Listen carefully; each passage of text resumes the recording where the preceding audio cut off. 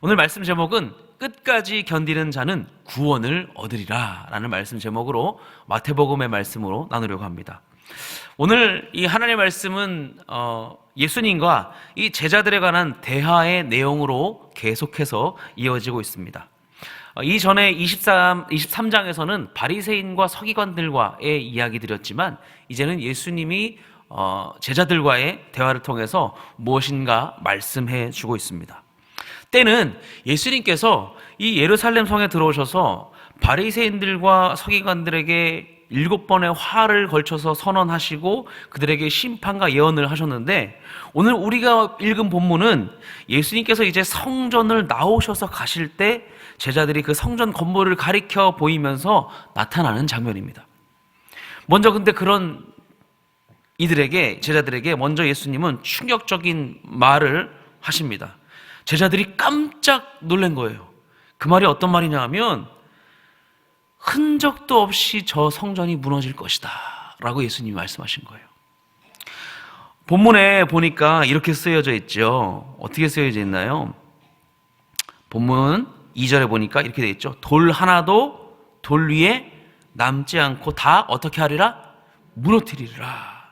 이런 예언을 하셨습니다.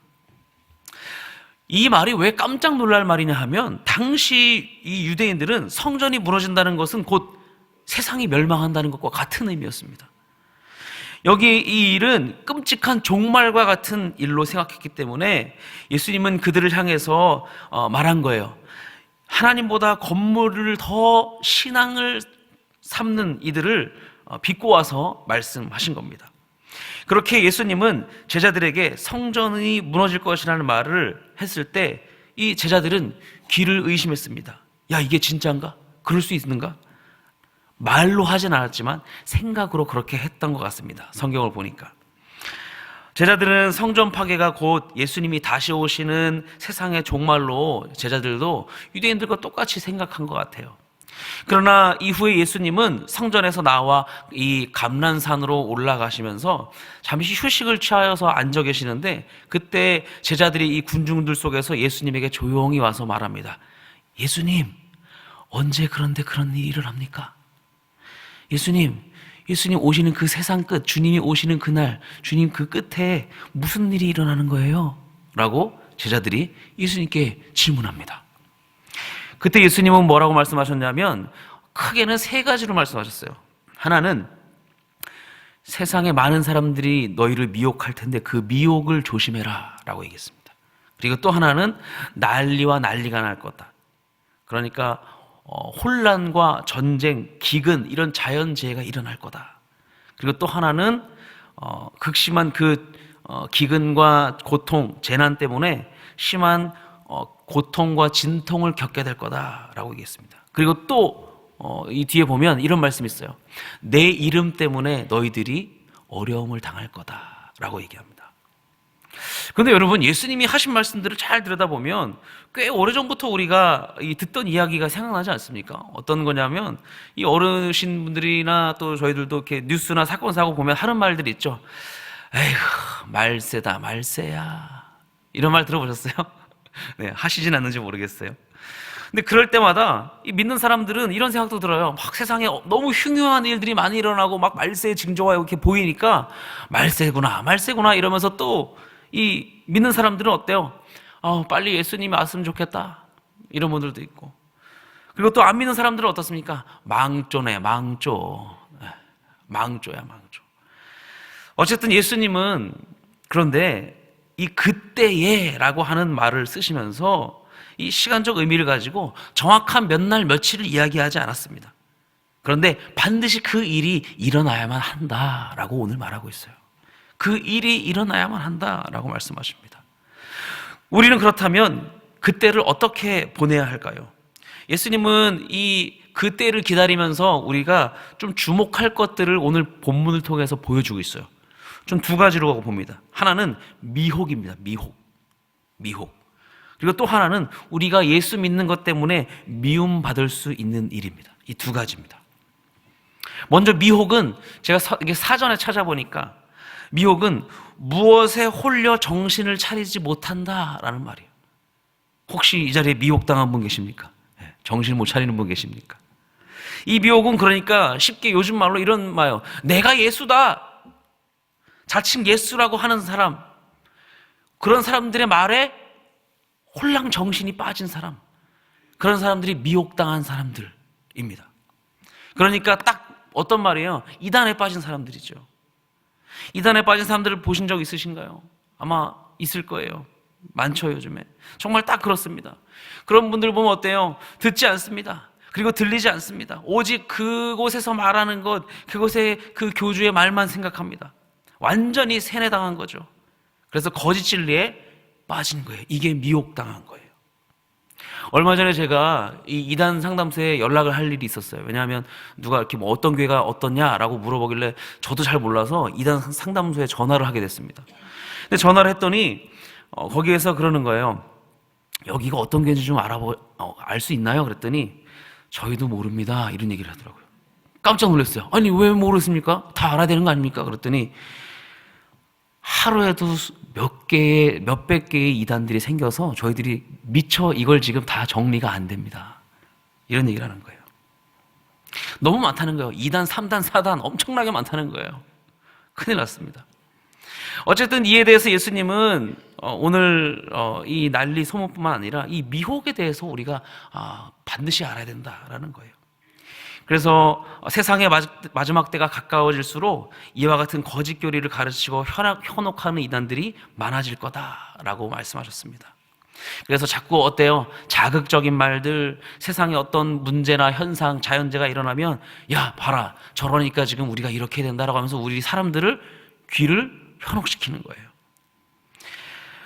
민감한 건 좋지만 그것을 가지고 마치 몇 날 며칠 세상이 망한다, 예수님이 오신다라고 말하는 것은 하나님의 말씀과 같지 않습니다.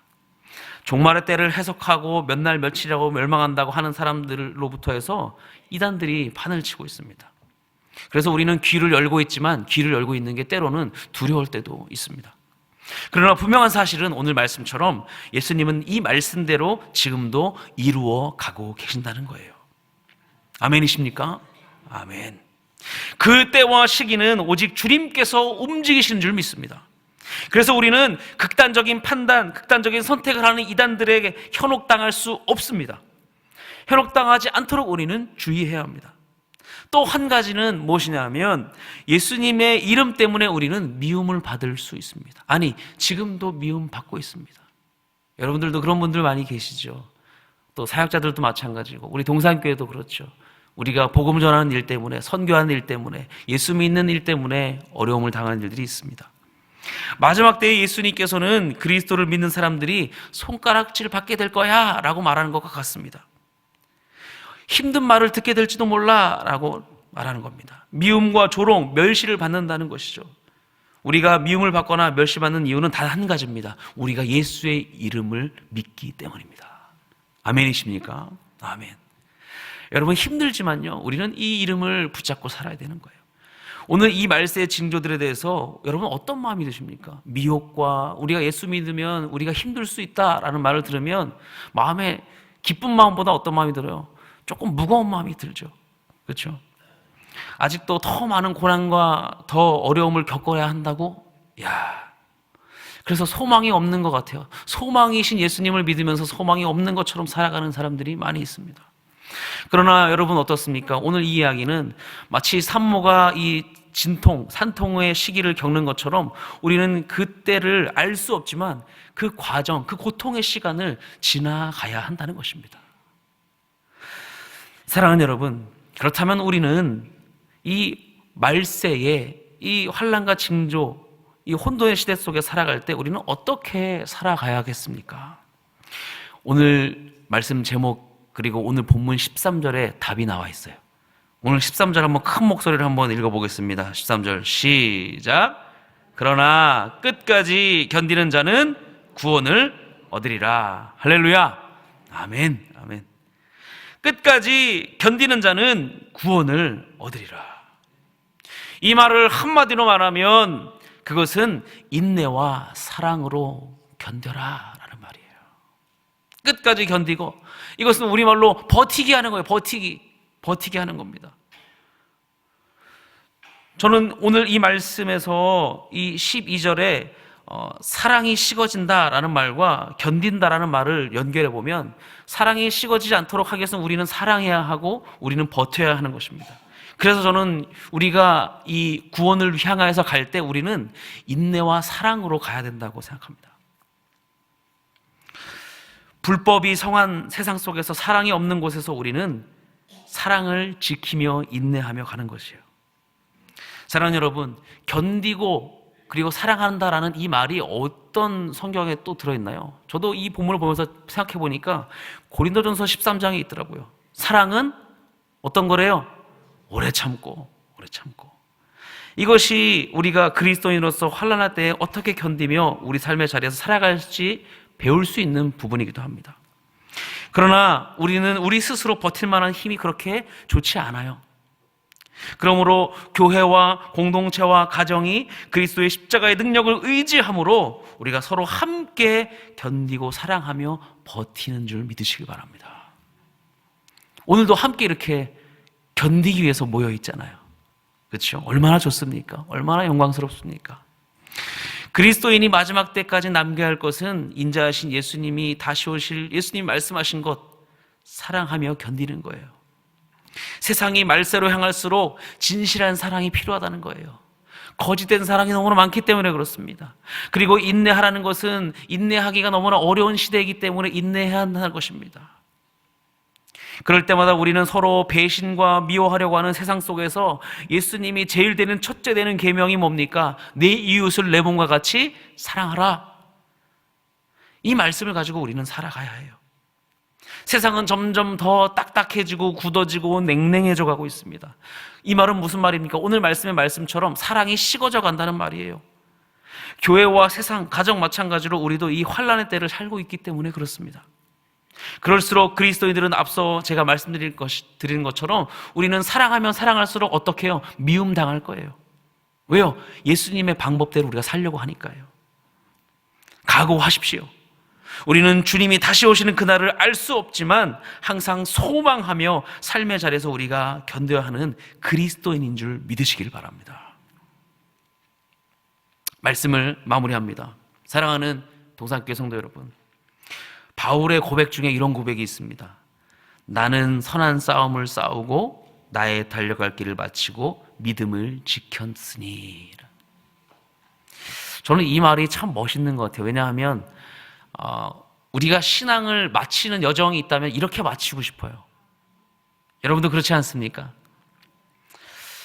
우리도 과연 우리의 신앙을 어떻게 마무리할 수 있을까 생각을 해봅니다. 생각해보면 참 끝도 없는 것 같습니다. 내가 그렇게 잘 믿는 것 같은데 또 그렇게 잘 믿는 건 아닌 것 같고, 또 구원을 향해서 간다고 하는데 가다 보면 조금 지치는 것 같고, 내가 믿으면 믿을수록 세상은 더 강해지는 것 같고, 그런 것 같습니다. 그러나 오늘 이 바울의 말처럼 바울이 이렇게 고백할 수 있었던 이유는 저는 자신이 원하는 때가 아니라 하나님이 원하시는 그때를 기다리면서 인내와 사랑 안에서 굳건히 그 자리를 견뎌왔기 때문입니다. 그래서 그 뒤에 디모데 후서 4장 7절 8절에 제가 읽어드린 말씀이 그 구절인데요, 8절의 말씀을 제가 읽어드릴게요. 한번 들어보세요. 바울이 이어서 말하는 거예요. 이제 후로는 나를 위하여 의의 면류관이 예비되었으므로 주 곧 의로우신 재판장이 그날에 내게 주실 것이며 내게만 뿐만 아니라 주의 나타내심을 사모하는 모든 자에게도니라. 할렐루야. 아멘. 오늘 이 메시지는 참된 성전 되신 예수님이 주시는 마지막 때에 우리가 어떻게 구원 얻는 여정을 가게 되는지 알 수 있는 이야기입니다. 오늘 저와 여러분에게도 이 치열한 말세의 시대 속에서 다시금 그리스도인의 덕목인 인내와 사랑 안에서 끝까지 견디는 구원함을 얻는 저와 여러분이 되시기를 주님의 이름으로 간절히 축원합니다. 아멘.